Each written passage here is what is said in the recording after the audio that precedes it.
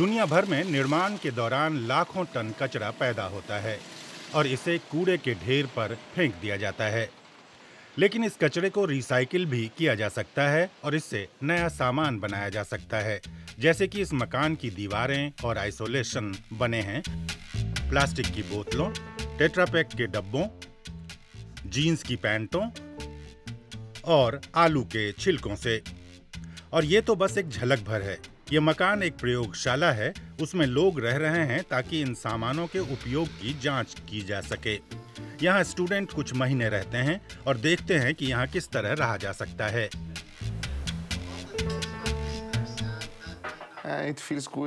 ऐसे माहौल में रहना अच्छा लगता है जो भविष्योन्मुखी हो। यहाँ कचरा फिर से कच्चा माल बन जाता है। आपको इस घर में कोई कमी महसूस नहीं होती। यहाँ की सुविधाएं खास हैं। यहाँ कचरे से सोना बनाया जाता है, मतलब कच्चा माल। एक्सपर्ट एनरिको मार्केसी इसे अर्बन माइनिंग कहते हैं। इस मकान में सब कुछ रिसाइकिल हुए मटेरियल से बना है। पृथ्वी पर संसाधन सीमित हैं।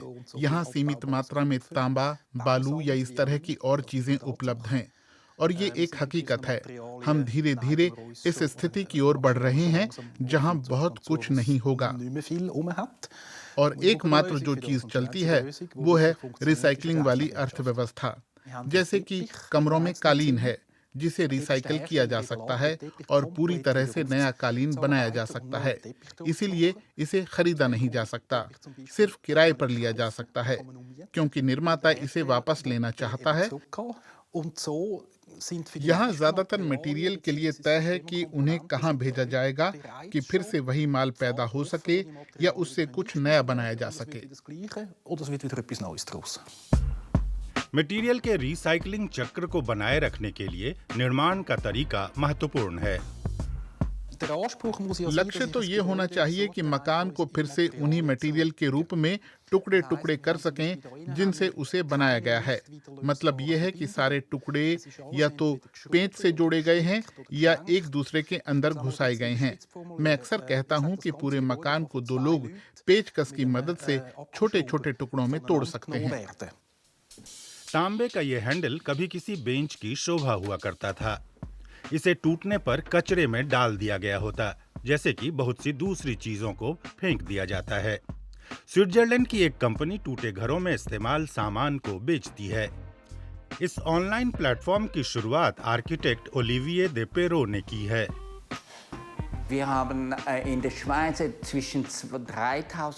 हमारे यहाँ स्विट्जरलैंड में हर साल 3000 से 4000 मकानों को तोड़ने की अनुमति दी जाती है। हर दिन 10 घर तोड़े जाते हैं और लोग ये भी देखते हैं कि किस तरह के घरों को तोड़ा जाता है। कुछ घर तो ऐसे हैं जिनको 10 साल पहले रेनोवेट किया गया था, पूरी तरह नया बना दिया था और फिर उन्हें तोड़ा जाने वाला मकान घोषित कर दिया जाता है। कभी कभी दिल पूछता है, ये सामान्य है क्या? क्या ये सही तरीका है?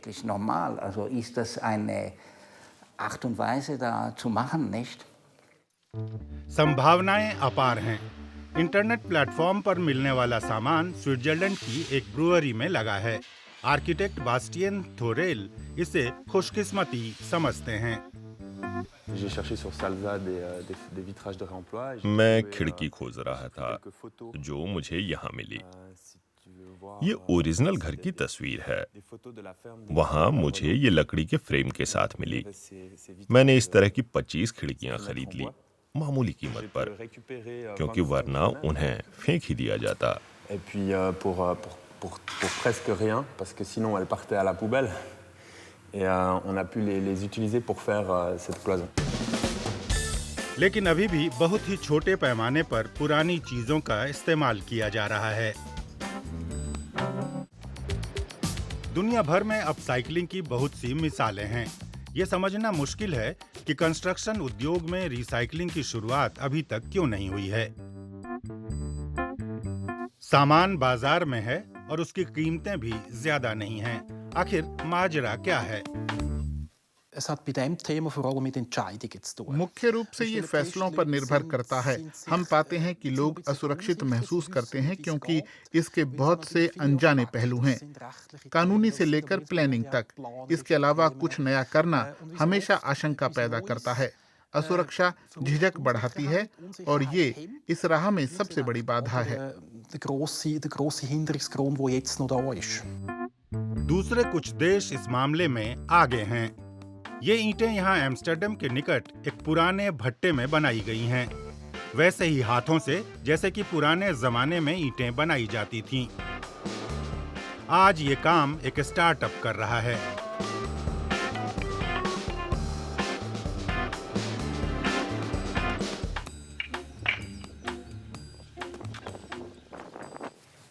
इतने सुंदर रंग, ये तो कचरा जैसा लगता ही नहीं। ये ईंटें निर्माण के दौरान पैदा होने वाले कूड़े को पीसकर बनाई गई हैं। इसके पीछे कुछ मजेदार कहानियां भी हैं। ये जो मेरे हाथ में है वह पुराने टॉयलेट, सिंक या सेरामिक प्लेट से बना है। स्टोन रिसाइकलिंग एक साल से फैशन में है। हालांकि रंग बिरंगी ईंटें महंगी हैं, लेकिन आजकल खूब बिकती हैं। इस रंग को सॉल्ट एंड पेपर, ये नूगट और इसे सलामी कहते हैं। ये डिजाइन और टिकाऊपन का मेल है। लोग कुछ अच्छा सा खरीदना चाहते हैं। इससे सबका फायदा है, जब कुछ सुंदर भी है और टिकाऊ भी। आखिरकार कोई भी भद्दा सा घर नहीं चाहता, भले ही वह कितना ही इको फ्रेंडली क्यों ना हो।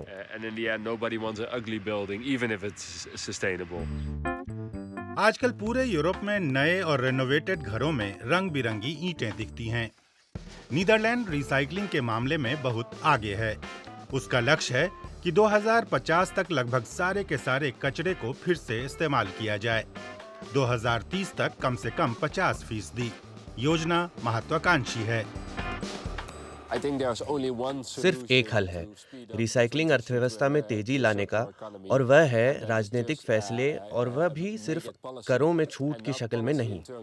यह पहला कदम है, लेकिन बेहतर होगा कि उन लोगों पर जुर्माना लगाया जाए जो टिकाऊ मटेरियल का इस्तेमाल नहीं करते। समय सही है। ये एक ऐसा विषय है जो उचित लगता है, लोगों की समझ में आता है, बहुत ज्यादा खर्चीला नहीं है, लेकिन इसे बदलने में समय लगेगा। हमारे यहाँ कंस्ट्रक्शन का काम पिछले 150 सालों में विकसित हुआ है और दुनिया भर में ये सबसे बड़ा आर्थिक सेक्टर बन गया है। आप इसे रातों रात नहीं बदल सकते। रातों रात नहीं, लेकिन जल्द बदलना होगा। समय ज्यादा नहीं है।